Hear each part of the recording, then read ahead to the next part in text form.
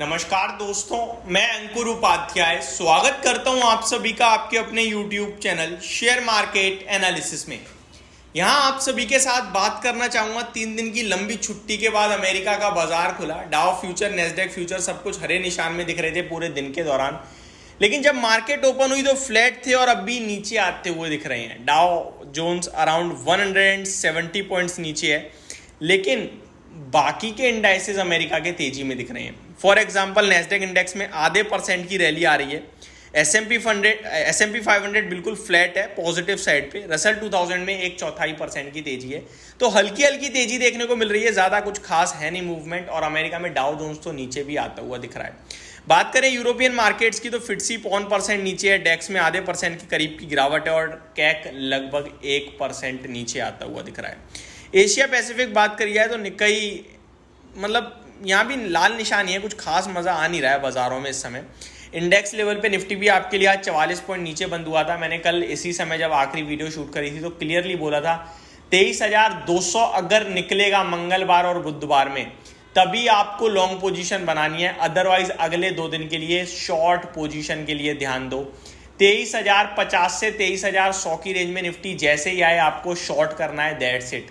और अगर आप शॉर्ट कर रहे हो तो आप पैसा बनाओगे, लेकिन आज बाजार ने मौका ही नहीं दिया। 23,000 के ऊपर बाजार निकला ही नहीं। पूरे दिन हमने एक छोटी रेंज में कारोबार देखा और एट द एंड हम लोग नीचे चले गए।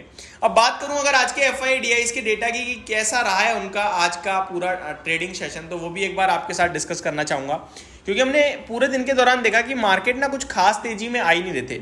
ऐसे में जो फिगर आया है वो बहुत इंटरेस्टिंग आया है। FIIs और DIs का दोनों पॉजिटिव डेटा है।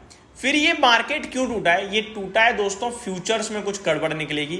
और तीसरी बात, रिटेल कैटेगरी कहीं ना कहीं अब कंफ्यूजन में आ रही है। इस भाव पे उन्हें भी समझ में आ रहा है यार ये देने का ही भाव है, लेने का भाव नहीं है। इस भाव पे उन्हें भी समझ में आ रहा है कि इलेक्शन से पहले हमें एक गोल्डन अपॉर्चुनिटी मिल रही है, प्रॉफिट मिल रहा है, बुक करके एग्जिट मारो। और कुछ लोगों की पोर्टफोलियो तो इंडेक्स के साथ ऊपर ही नहीं आई है। अगर किसी की पोर्टफोलियो में रेलवे, डिफेंस, शिपिंग स्टॉक्स नहीं है तो उसकी तो पोर्टफोलियो ऊपर ही नहीं आई। वो जो 21,800 पे था वही 23,200 पे भी रह गया। तो ये सारी चीजें इन्वेस्टर्स को थोड़ा सा दुखी कर रही हैं।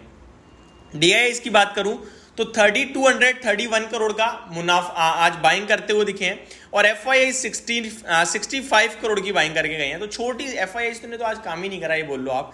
जितनी सेलिंग करी उतनी ही बाइंग करी। अराउंड 14,000 करोड़ के समथिंग की सेलिंग है, 14,000 करोड़ के समथिंग की बाइंग है। नेट फिगर 65 करोड़ का निकल के आया है। अब कल की प्रिडिक्शन क्या करनी चाहिए? तो देखो, परसों है अपनी एक्सपायरी।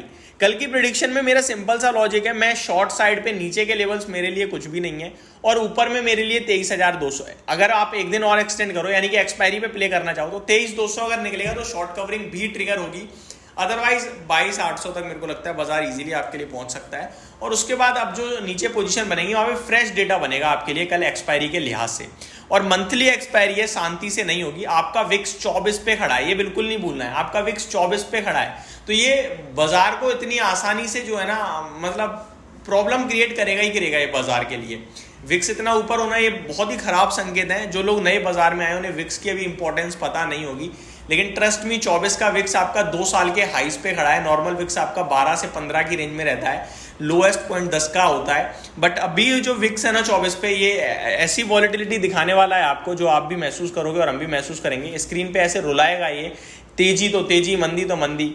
और सुबह शाम में आपको 500 पॉइंट का मूव भी दिख सकता है आने वाले समय में। तो ये इलेक्शंस के चलते प्रॉब्लम बहुत ज़्यादा बढ़ सकती है। तो मार्केट इस समय जितना ज़्यादा दूर से देखोगे, सीखोगे, उतना ज़्यादा आपके लिए बेटर रहेगा। जितना ज़्यादा आप इसमें काम करने की कोशिश करोगे उतनी दिक्कत है। स्टॉक स्पेसिफिक एक्शन आपके लिए कल बाजार में भरपूर होने वाला है, क्योंकि बहुत सारे नंबर्स आए हैं।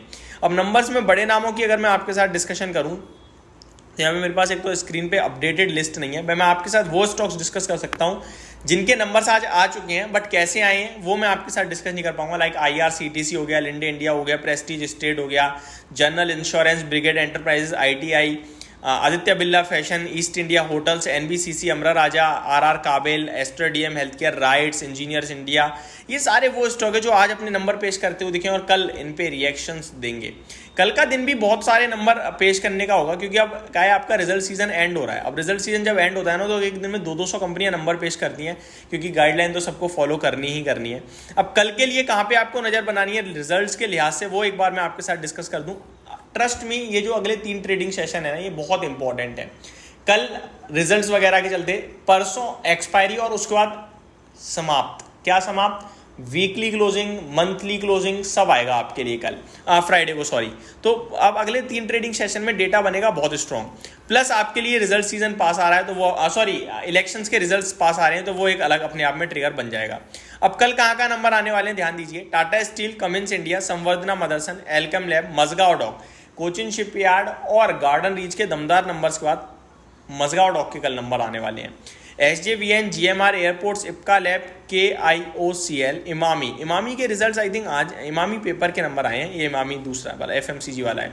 बाटा India, GR Infra Project, Aadhaar Housing Finance, RHI, Magnesita, Indegene, Lemon Tree Hotel, Rattan India Enterprise, Jubilant, Pharmova, ये सारे स्टॉक हैं जो कल, Red Tape, Genus Power, Isgec, Heavy Engineering, Shri Renuka Sugar, Mishra Dhatu, ये सारे स्टॉक हैं जो कल अपने रिजल्ट्स पेश करेंगे। बड़े नामों में मेरे को कोई बड़ा नाम दिख नहीं रहा है ज़्यादा। टाटा स्टील, कमिंस वगैरह को छोड़ दिया जाए, मजगांव डॉक को छोड़ दिया जाए तो मार्केट में अभी प्रिडिक्शन करना बेवकूफ़ी है। आराम से बैठो, जो स्क्रीन पर चल रहा है वही सच है, वही सत्य है, उसके अलावा कुछ भी नहीं है। FIDI खुद समझ नहीं पा रहे, देखो क्या फिगर आया आज, तो बिल्कुल ही अनाप शनाप फिगर है। ग्लोबल मार्केट्स थोड़ा नेगेटिव हो रहे हैं, बट हम उस पर रिएक्शन दे ही नहीं रहे, हम अपने दम पे चल रहे हैं, ऊपर या नीचे जो भी कर रहे हैं अपने इलेक्शंस की वजह से कर रहे हैं।